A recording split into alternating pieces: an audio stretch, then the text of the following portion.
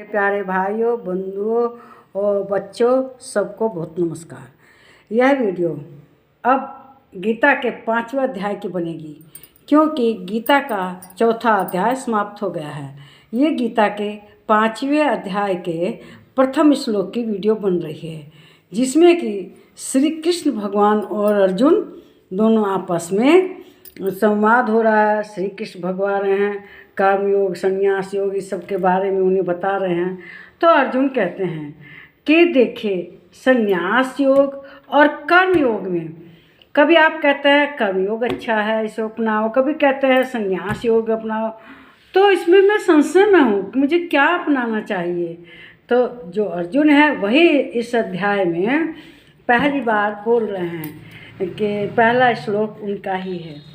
ये जो गीता का 5वां अध्याय है, इसमें कर्म संन्यास योग के बारे में बताया गया है, संन्यास वगैरह के।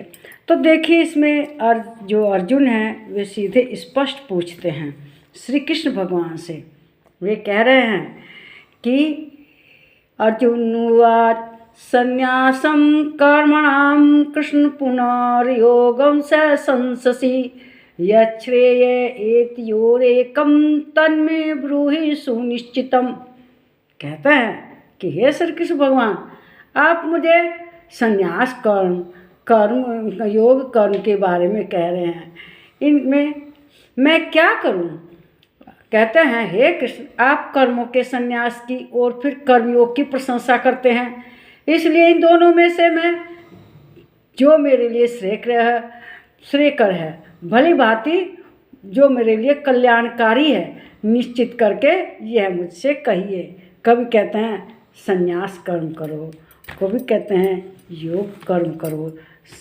तो मैं कर्मयोगी बनूं कि संन्यास योगी बनूं, मेरी समझ में कुछ भी नहीं आता। इसलिए जो मेरे लिए श्रेष्ठ है, जो मेरे जीवन को बना सके, मेरे जीवन के लिए अच्छा है, वही मेरे लिए कहिए कि मैं कौन सा कर्म अपनाऊं, संन्यास कर्म अपनाऊं कि कर्म योग अपनाऊं। देखिए, हम किसी मंजिल पर जा रहे हैं, उस मंजिल के 2 रास्ते हैं, लेकिन हमारे लिए कौन सा श्रेयस्कर है, आसान है, कौन सा कम दूरी करेगा, किसमें कठिनाई परेशानी नहीं आएगी, मुझे वह रास्ता जानना ज़रूरी है ना। मैं पूछूंगा ना जो मुझे बता रहा है कि भाई आप इस रास्ते से जाइए। तो वही अर्जुन जब दोनों रास्ते में विचलित होते हैं, पूछते हैं श्री कृष्ण भगवान से कि मुझे वह बताइए कि जो मेरे लिए श्रेयकर हो। एक बार तो आप कहते हैं कि भाई संन्यास कर्म करो, फिर कहते हो नहीं कर्म योग करो। तो बताओ मैं क्या करूं, मेरे लिए श्रेयस्कर क्या है, मुझे बताइए कृपया। पहले आपने अभी थोड़ी देर पहले कहा कि कर्म संन्यास करो, हैं? फिर कहते हो कि कर्म संन्यास क्या है? कर्म संन्यास में यह है कि आपको ज्ञान हो जाता है, ज्ञानी हो जाते हैं। मनुष्य इस लोक में इस तरह से अपने सब व्यवहार करता है जैसे कोई कैसा करता है, सपने में रहता हुआ आदमी करता है। उसे कुछ ज्ञान नहीं है, वो अज्ञानी की तरह से सब काम करता है। लेकिन जब उसका सपना टूट जाता है, यथार्थ उसके सामने आ जाता है, तो जो सपने में उसके भय थे, जो वह सपने में बड़ा परेशान था, न भाग रहा था न बच रहा था, शेर अटैक कर रहा था उसके ऊपर, आँख मिचमिचा रही थी, वह एकदम कुछ भी समझ नहीं पा रहा था।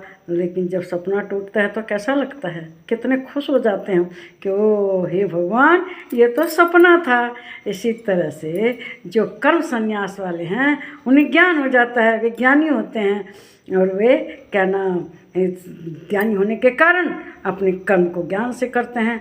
अब वो देखने में तो नहीं लगता कुछ कम कर रहे हैं, कुछ कर्म करते हुए दिखाएंगे। जैसे एक हिमालय की गुफा में बैठकर सन्यासी दिन रात जप करता है, तपस्या करता है, लेकिन वो कुछ करता नहीं दिखाई देता कि कुछ बना रहा है, कर्म नहीं करता दिखाई देता, बस बैठा हुआ दिखाई देता है।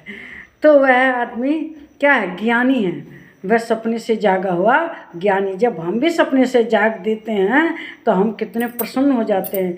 इसी तरह से वह ज्ञानी जो तपस्वी है, कर्म सन्यासी है, उसे ज्ञान हो गया है, इसलिए वे खुश है। और जो कर्मयोगी है, इस समय अर्जुन को वो कर्मयोगी बनने के लिए कहते हैं। क्यों कहता है कर्मयोगी बनने के लिए? क्योंकि उनके लिए कर्म करना जरूरी है। उन्हें इस युद्ध के मैदान में खड़े होकर क्षत्रिय धर्म का पालन करना, अपने कर्तव्य का पालन करना। जो कर्मयोगी है वो अपने निष्काम कर्म करता है और अपने जो कर्तव्य हैं उनका पालन करता है, और इस तरह से कर्तव्य करते हुए वह एक योगी के समान है। तो इसी को ही आसान कहा गया है, क्योंकि संन्यास कर्म तो बहुत व्रत तपस्या जाप करना पड़ता है, और उसमें तो एक बार हमारा जो जप तप है वो कहना विफल भी हो सकता है। लेकिन जो कर्म योग है, इसमें हम अपने कर्मों को करते हैं, अपने दिन रात कार्यक्रम करते हैं, शादी ब्याह सब करते हैं, खेत में जाते हैं, स्कूल में जाते हैं, जिसका जो कर्म है उसको करता है। लेकिन वह कर्म कैसे होनी चाहिए? निष्काम होनी चाहिए। उनका कोई बदले में कुछ आकांक्षा नहीं होनी चाहिए कि मेरी ये मनोकामना पूर्ण हो जाए। जो तपस्या कर रहे हैं, पूजा कर रहे हैं उसके लिए, या भगवान मुझे इतना धन दे दे, जो ये दुनिया में दौलत शोहरत वैभव है, गाड़ी घोड़ा बंगला वगैरह मुझे दे दे, ऐसी कामना नहीं करनी चाहिए। कर्म करो, अपने कर्तव्य का निर्वाह करो। पिता के प्रति हमारा क्या कर्तव्य है, माता के प्रति हमारा क्या कर्तव्य है, अपने गुरुजनों के प्रति हमारा क्या कर्तव्य है, कर्तव्य का पालन करो। तो क्या है? कर्मयोग। तो वही श्री कृष्ण भगवान कहते हैं कि इनमें जो श्रेष्ठकर है वह तुम्हें बताता हूँ, वह क्या है? कर्मयोग है। क्यों? कर्मयोग से मनुष्य अपने कर्तव्य का पालन करते हुए जीवन को भली भांति पूरा कर लेते हैं।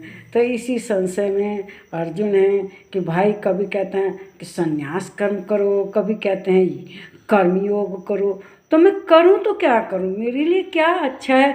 जब हम लोगों को भी ज़िंदगी में दो राह पर मिल जाते हैं तो हमें किस राह पर चलना चाहिए? तो हम जो अपने गुरुजन हैं, बड़े हैं, श्रेष्ठ हैं, उन लोगों से पूछते हैं। जैसे बच्चे हाई स्कूल करके इंटर में जाते हैं तो उन्हें 2 स्ट्रीम चुननी पड़ती, या तो आर्ट्स ले चाहे साइंस। तो वे जो अनुभवी बच्चे हैं, उनके पहले के पढ़े हुए बच्चे हैं, उनसे पूछते हैं समाज में, भाई क्या लेना चाहिए, आर्ट्स लूँ कि साइंस लूँ? क्योंकि आर्ट्स पढ़ के भी आदमी IPS वगैरह के कंपटीशन दे सकता है, और साइंस पढ़ के भी, जबकि साइंस में कहीं कोचिंग करो, कहीं ट्यूशन पढ़ो तब कामयाबी मिलती है। और आर्ट्स तो स्वाध्याय के विषय हैं, बच्चा अपना गरीब बच्चा भी अपने घर बैठ के पढ़ लेता है। तो गरीबों के लिए क्या है? आर्ट्स पढ़ें, IAS वगैरह क्वालिफाई करें, BEd करें, टीचर बने। तो इसीलिए आदमी जब दो राह पर रहता है, अनुभवी लोगों से राह मांगता है। इस वीडियो को लाइक कीजिए, शेयर कीजिए, इस पर कमेंट कीजिए, प्लीज़ मेरे चैनल को सब्सक्राइब कीजिए। नमस्कार मेरे प्यारे भाइयों, बहनों और बच्चों।